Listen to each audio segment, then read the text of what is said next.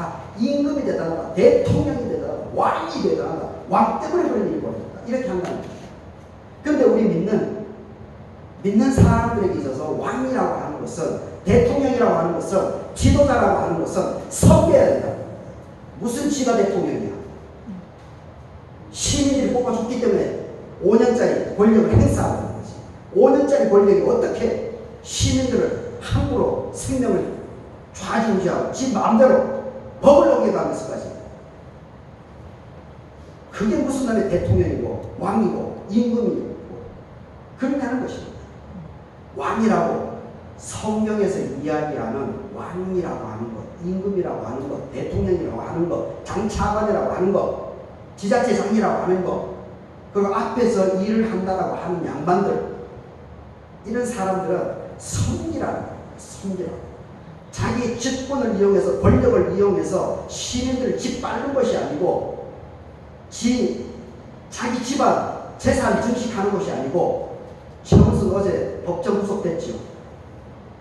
그 1년 정도 되는 겁니다. 물론 구속된 그 자체만 해도 의정부 직업이 참 대단한 거, 감사한 거죠. 법이 살아있는 것을 보여줬습니다. 의정부 판사들에게 저는 박수를 보냅니다. 1년도 안 되죠. 조국 장관의 부인 정경심 여사가 5년형을 받았습니다. 5년을. 지금 건강이 악화되는데도 계속 감옥에 넣고 있습니다. 그 양반이 뭘 잘못했어요? 한동훈 법무부 장관의 딸 그 작대로 하면은 한동훈 제아가 벌써 안방에 가 있어야 되죠. 법이 살아있습니다. 이방의 임금들, 이방 나라들 이렇게 한다는 겁니다. 근데 하나님 나라의 직분을 맡은 사람들은 그렇게 하면 안 된다는 겁니다. 잘 섬기라는 겁니다.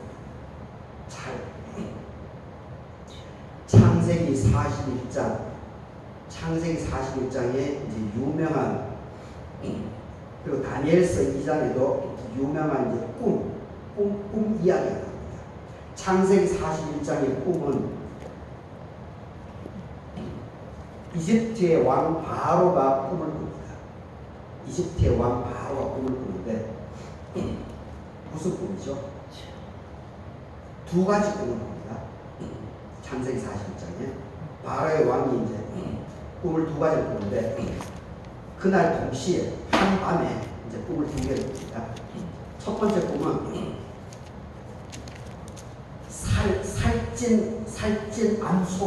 살찐 암소 7마리가 와서 평화롭게 풀을 뜯는 장면이 나옵니다. 그리고 곧바로 살찐 암소가 사라지고 아주 앙상하게 마른 암소가 와가지고 이렇게 허기진 모습으로 그 장면이 이제 첫 번째 꿈입니다. 그리고 두 번째 꿈은 이제 소가 아니고 곡식이 나옵니다. 곡식이 나오는데, 곡식이 처음에 나온 것은 곡식이 막 풍성하게 곡식이 막 토실토실 알이 맺혀가지고 그런 꿈을 꿉니다.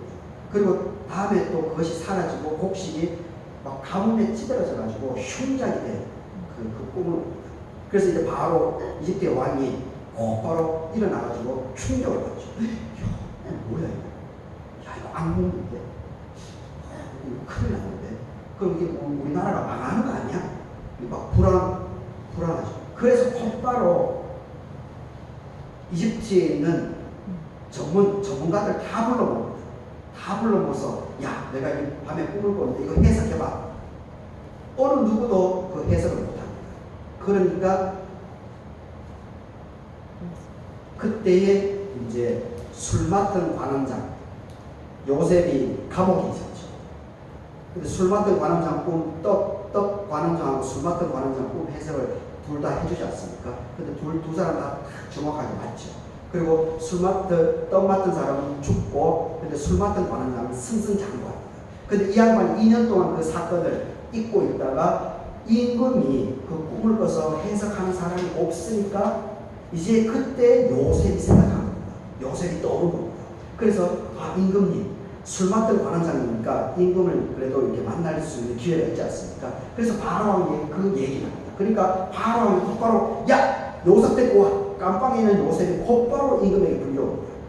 그러면서 그 꿈을 해석을 해주죠. 그러니까 어떻게 합니까? 바로 왕이 요셉, 나이가 30살입니다. 나이가 30살이고 그리고 이방인입니다. 이집트 사람이 아닙니다. 그런데 그 사람에게 곧바로 최고 임금 다음에 그 권력을 위임을 해줍니다. 요셉의 권력을 맡겨줍니다. 30살밖에 안 되느냐고. 참 대단하지 않습니까? 그런데 다니엘서 2장에 그 느부갓네살 왕이 꿈을 꾸죠. 꿈을 꾸는데 그때 이제 다니엘이 불려가서 그 꿈을 해몽을 해줍니다. 그런데 느부갓네살 왕은 자기의 그 꿈을 공개를 하지 않았습니다. 살짝 흘러버린 거죠. 그리고 나중에 가게 되면 다니엘을 전폭적으로 신뢰를 하지 않고 그 고관 대장들의 말에 느부갓네살이 휘둘리죠. 그러면서 다니엘과 그 세 명의 친구들을 풀무불에 죽이려고 시도를 했죠. 그런데 하나님의 역사가 일어나서 그 친구들이 살아났기 때문에 느부갓네살이 오히려 고관 대장들을 다 죽여버리고 다니엘을 적극적으로 인정해 나가는 그 모습이 성경에 기록되어 있습니다. 그런데 이 느부갓네살 왕과 이 바벨론 이집트의 바로 왕의 그 차이점이 뭡니까? 사울도 그렇습니다. 사울 왕도 느부갓네살하고 똑같습니다. 이집트 바로 왕의 그런 부분이 없습니다. 이집트의 바로 왕이 이방인이었음에도 불구하고 하나님을 모르는 사람이었음에도 불구하고 요셉 때 그 바로 왕은 참으로 지혜로운 사람, 그리고 하나님을 모르는 사람임에도 불구하고 하나님의 사람입니다. 이방인이고 젊은 사람을 그냥 전폭적으로 수용하는 게 아니겠습니까? 그리고 자기가 꿈 내용을 다 만천하에 공개를 해요. 그러면서 지혜를 구합니다. 지혜. 참 멋있는 대통령이죠. 멋있는 임금입니다. 창세기 41장에 나와 있는 이집트 바로 왕의 이름은 언급이 되어 있지 않습니다. 지도자. 이것이 바로 지도자죠. 자기의 지혜만 가지고 하는 것이 아니고 어려움에 봉착했을 때 이것을 다 공개해서 모든 전문가들의 의견들을 수렴해 나가는, 그리고 대안을 제시하는 그 사람 30살밖에 안 되고 다른 나라 사람임에도 불구하고 그 사람에게 전폭적인 권리를 위임해 줍니다. 맡겨주는 겁니다. 너무 멋있지 않습니까? 이것이 지도자입니다. 이런 사람들이 많아져야 됩니다. 이런 사람들이 많은 공동체, 이런 사람들이 많은 교회, 이런 사람들이 많은 조직, 이런 사람들이 많은 나라와 민족, 사회, 회사, 이런 데는 성공하게 되어 있습니다. 아무리 풍비박산, 폭풍우가, 우레가, 번개가, 천둥번개가 몰아친다라고 하더라도 이런 지도자가 있는 곳에서는 그 역풍들을 얼마든지 돌파해요. 그래서 오히려 그런 역풍이 오히려 그 공동체, 오히려 그 조직, 이것을 탄탄하게 만들어내죠. 그러면서 그것을 휙휙 넘어가고, 이게 하나님의 역사, 이게 하나님의 나라예요. 누가 크냐? 왕이 다 했어요. 왕이 대단합니다. 왕이 웃기는 얘기 하지 말라고. 예수님의 얘기입니다. 제 얘기 아닙니다. 그런 공동체, 그런 조직들은 곧바로 순식간에 와요. 그리고 사탄의 역사가 불릴듯이. 보십시오.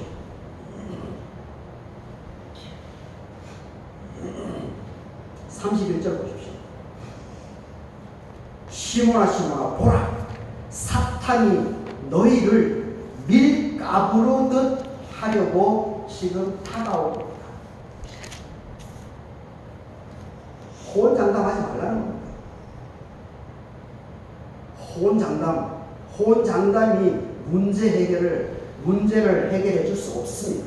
사람의 말이 문제 해결이 안 됩니다. 모든 문제는, 모든 대안은 우리의 지혜 속에 있지만은 그 지혜를 주시는 것은 하나님이십니다. 창세기 41장에서 요셉의 그 꿈의 해석, 요셉이 고백합니다.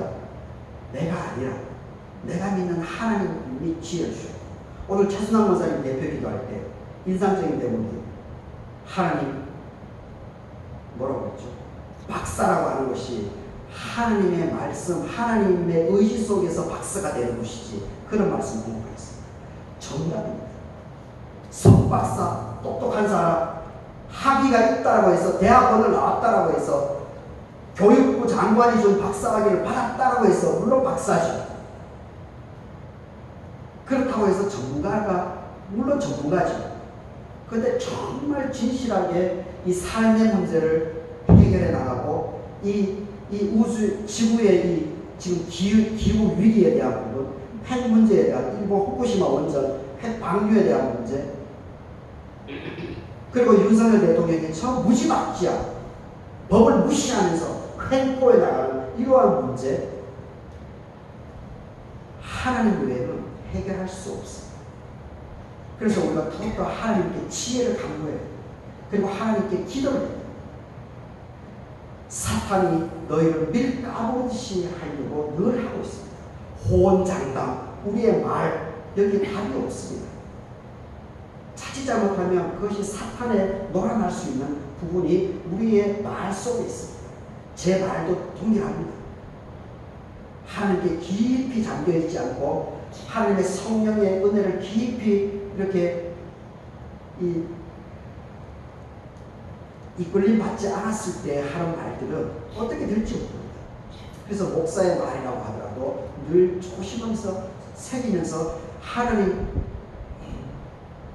말씀에 비추어 가면서 이렇게 받아들이고 수용해 나가고 나의 것으로 이렇게 소화해 나가고 그런 것도 참 필요합니다. 밀가부르지 않을 것이다. 그래서 34절에 딱 물기 전에 너가 3번 나를 모른다고 부인하지. 그런데 베드로가 결국 이렇게 됐죠. 얼마나 침통했습니까? 그런데 베드로는 가룟 유다처럼 그렇게 자기 스스로가 자기 책임을 안 지고 하나님께 나아갔죠. 이러한 부끄러운 상황 속에서도 하나님께 나아가야 됩니다. 그래서 마가다락방에서 하나님의 성령의 역사하심을 받았을 때에 베드로가 온전하게 하나님의 사람이 되어서 나가는 겁니다. 그러면서 이전의 베드로하고 이후의 베드로는 질적으로 육신의 몸은 동일한 사람이었음에도 불구하고 그 베드로의 의식구조는 전혀 다른 사람이 됩니다. 그래서 천폭적으로 하나님의 일들을 사역을 감당하면서 자기의 삶을 마감하게 된 것을 보게 됩니다. 참 귀한 거죠. 그래서 우리가 하나님의 이 하나님의 말씀을 말씀대로 잘 새겨나가면서 우리가 법을 법대로 이렇게 하나님의 말씀을 말씀대로 우리가 받아들이면서 살아야 되겠습니다. 그러하게 될 때 내 삶의 평화가 찾아오게 되는 것이고, 그리고 그것으로 인해서 내 삶의 태평성대, 내 삶의 풍성함이 결과가 주어진다는 겁니다.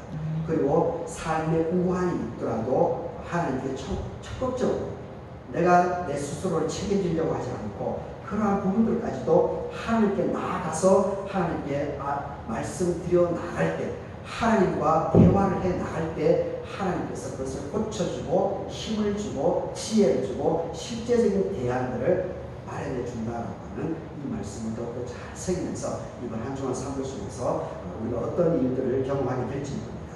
그럼에도 불구하고 남을 탓하지 말고 핑계대지 말고 하나님을 원망하지 말고 그런 과정 속에서 오히려 하나님께 더 다가가면서 하나님께 의지하는 그런 복된 여러분의 삶이 되시기를 바라겠습니다. 아멘. 그런 과정을 통해서 하나님께서 살아있구나, 하나님께서 역사하시는구나, 이것을 깊이 체험해 나가는 그리고 간증 있는 삶을 살아갈 수 있기를 바라겠습니다. 아멘. 같이 기도하도록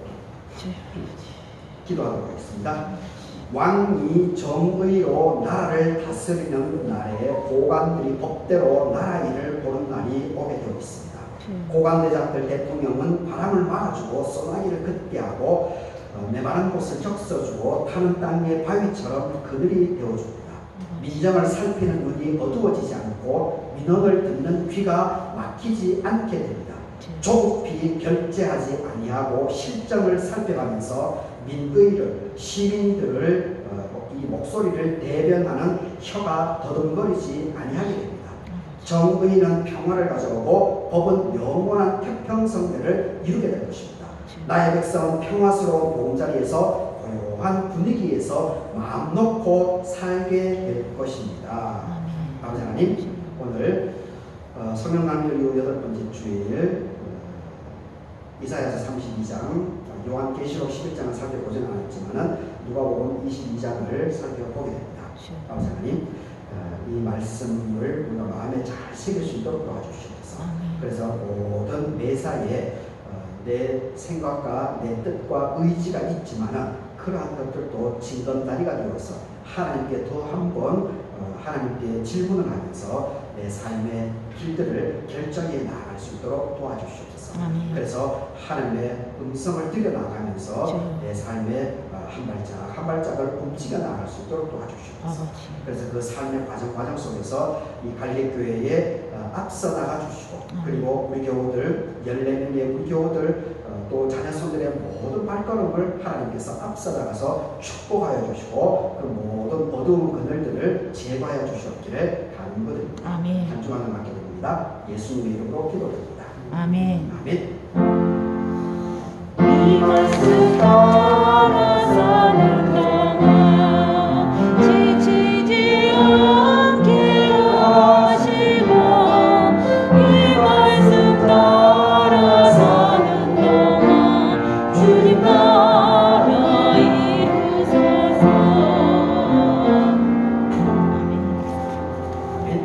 212장 찬송하고 나서는